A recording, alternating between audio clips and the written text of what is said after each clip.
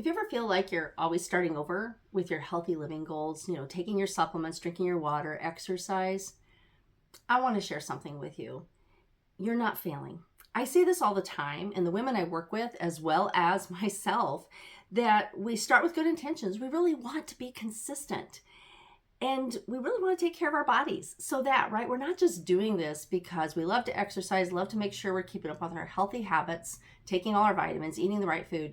We do it so that we can live a vibrant life that God called us to live, to take care of our families and to enjoy life. So we start off, we're trying to do the best we can, but then life happens, right? Life. You get sick. Maybe your family gets sick.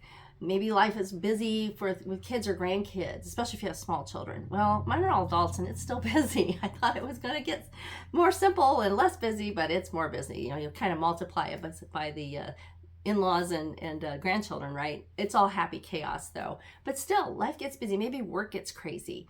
Maybe your parents need you. That's the thing. We get tired. Other people need us. I just recently went through that. I got sick a few weeks ago. In fact, my voice is still not 100%. I got 2 different sicknesses back to back, and just everything flew out the window. In fact, today was the first day that I got back to exercising. I was stretching over the last week or so since I started feeling better, but I just had to gently start back in because we just can't jump back into all the things. But before we know it, get that feeling of we've fallen off the wagon again. Here we go again. Things keep happening. What's the point? And sometimes the thought creeps in like, why can't I stick with anything? It seems to be easy for other people. And we have to be careful with that, right? Because we can be comparing our low days to somebody's highlight reel. And we need to keep in focus that we're not really failing. I just want to tell you that you are not a failure. You're not failing. And it's not that we need more discipline or, willpower. Sometimes I really don't like that word because it sounds like if I just have more willpower, if I just have more discipline.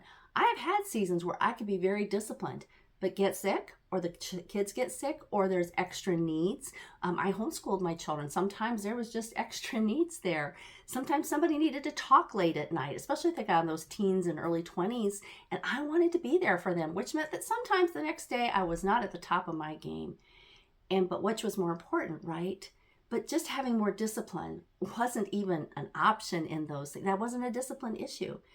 It's that most of the systems that I've tried, and I think a lot of the women I've worked with tried, and probably you have too, they're just not made to fit in real life. They either require you to have way more time than you do, or way more energy than you do, and you just try to follow it to a T, and you find out this just isn't working, so then you feel like you're the failure, instead of realizing that maybe you need a different plan, or maybe you need to tweak the plan, or maybe you just need to give yourself some grace.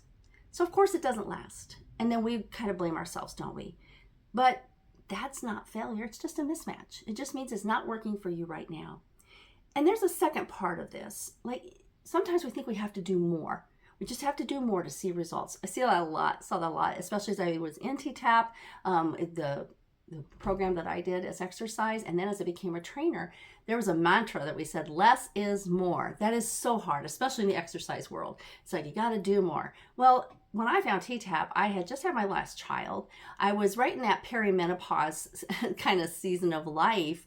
And I went into menopause during the time after I became a trainer. In fact, I ballooned back up and I'm on my journey again to get things back under control and back, maybe a better word is back to balance, and to not chase necessarily numbers, but vibrant health, and to take small steps to get there. But if I tried to do all the things all the time, we just burn out.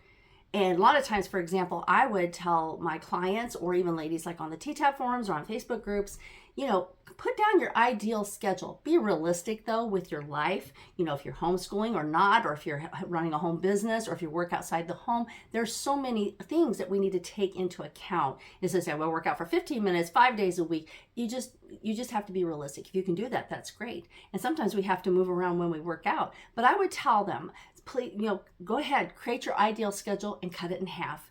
The half is your contingency plan when life happens, and that way you don't have to throw everything out. But we just have to quit feeling guilty about that, because less is actually more. Because if we don't do a little bit consistently and try to do the big thing, boot camp mode is what I call it, we're going to burn out. We can't be in boot camp mode all the time. A lot of times at the T-TAP retreats, everybody did the 60-day challenge. Some won their categories. Then we had this real intense time at the retreat, which was wonderful. A lot of people lost a ton of inches. But we can't expect to keep doing that. We can't be in a 60-day challenge all the time. We can't be in retreat or boot camp mode all the time. For one thing, we can get into overtraining and our bodies will actually betray us and go the other way because it's stress. Plus, it's stressful to try to fit it in to real life. We can do a focused challenge for a period of time, but especially if you're in perimenopause, menopause, have thyroid, adrenal issues, any kind of health or fatigue issues, that's just not reality. But the small bits consistently, which I've seen in my clients as well as myself, do add up to results. Might not be as flashy and fast, but it will happen. And that way you can stay consistent. A 5-minute workout, yes, that counts. Maybe a breath prayer to help center yourself and get grounded so that you can lower the cortisol, lower the stress. Drinking more water, like instead of going, I got to reach half my body weight in ounces every day, which is a good goal. But if you're just getting back from being sick like I was, small sips, and if I can do just one more glass this week than I did last week, each day, if I can just add one more glass in and eventually get up to my goal. And find other ways, maybe, eat watermelon, for example, find other ways to maybe get that hydration. So if we just take those small baby steps, right now I call them micro preemie baby steps, then they feel doable. And even on a busy day, that's the thing. That was my whole thing about cutting the workout schedule in half. Same thing for everything else. Like I'm just slowly getting back to the supplements I take. I'm taking minimal right now because I know I can't take everything. I've got to get back on the routine. And I had certain ones that I took at certain times. So it's going to just take some time to get back there. And of course, there's that worry, though, if I don't take my supplements, I'm going to get sick again. Well, then the worry is adding to stress, right? So I just had to lay that all aside and say, I will get there. Because if we keep things simple, that's my thing, KISS, keep it simple, sister, then we give ourselves grace. And then consistency actually becomes possible. Just those little tiny steps at a time. And when we celebrate them, because sometimes I'm going to say I'm guilty here. We're like, I'm not there yet. I'm not there yet. But if I don't celebrate these little micro preemie baby steps that I am taking, then I'm always going to be reaching for what's the next thing. I'm not there yet. Well, we're never going to arrive, right? And then something else busy may happen. 2023, we had 3 weddings that year, and a grandbaby was born, and our 40th wedding anniversary, and our oldest son graduated, and all the bridal showers and baby showers that went with all that. It was a busy year. And some things just had to not be so intense, right? Because those are happy things.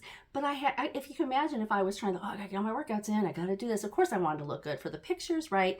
And I finally just realized, focus on health. Yes, it'd be wonderful if I'd lost a couple sizes, but I was also in a season where my own health, I was just starting to rebuild after some things happened and getting my hormones balanced again and working on that. So I couldn't be focused on, I gotta lose 2 dress sizes so I look good in those pictures, so I don't, look like a blob in my daughter's wedding photos. That just wasn't a thing. I just had to lay that aside. And when I did, I could enjoy myself on those days and I could stay consistent in the little bit that I could do. And so when it becomes possible to stay consistent because we're taking those small steps and keeping it simple, then everything starts to change. Sometimes that transformation is kind of a slow process. We called it the paper towel theory. You might have heard of that. If you take especially those big mega rolls of paper towels, and you take off one sheet or even one part of a sheet, because now we have, they have the perforated, so you can even have half a sheet. It doesn't look like much, does it? One sheet at a time, one sheet at a time. But when you keep after it, eventually that roll is getting smaller. And this isn't just about getting smaller size-wise. It's also about getting healthier, right? Getting stronger. So that little bit at a time eventually does add up. Little bits add up. So I've actually been working on some things. Well, been asking, how can I help women like us stay consistent in a grace-filled way to help us stay consistent without the overwhelm? Trust me, I've been there. Still do it to myself sometimes. And grace-based, giving yourself grace, is not making excuses. Just want to say that. But it's realizing, hey, it's been a crazy couple weeks. It's okay that I'm not back on track. I'm just going to make some small steps to get there, and I'm going to celebrate them along the way. So I'm going to be sharing more about this. In fact, in the next video, I'm going to give you a quick win, something that's very super simple to do. Because when we have those quick wins, it makes us feel good, doesn't it? So we don't make the win so big that we can't really make it, especially in the middle of a busy or stressful time or getting over sickness, then it's just not going to happen. And that's actually going to be discouraging. We self-sabotage. So if instead we create small wins along the way and we celebrate those wins, I would really encourage you to get in a community where you can celebrate those wins. In the description below, I have a link to my Facebook group. You can come in there and we'll celebrate wins. And like I said, I'm working on something that I think would be really good to keep things super simple, where we can work on different parts of our health, mental health, emotional health, physical health, so that we can take those tiny steps to success, keeping it simple. So I'll see you in the next video, and maybe drop a comment below and tell me, do you resonate with this? Are you feeling that overwhelm when you try to get back on track, when you fall off the wagon? Does that sound like something like, hey, if we could keep this super simple, I would love that, because I want to help you be the best that you could be.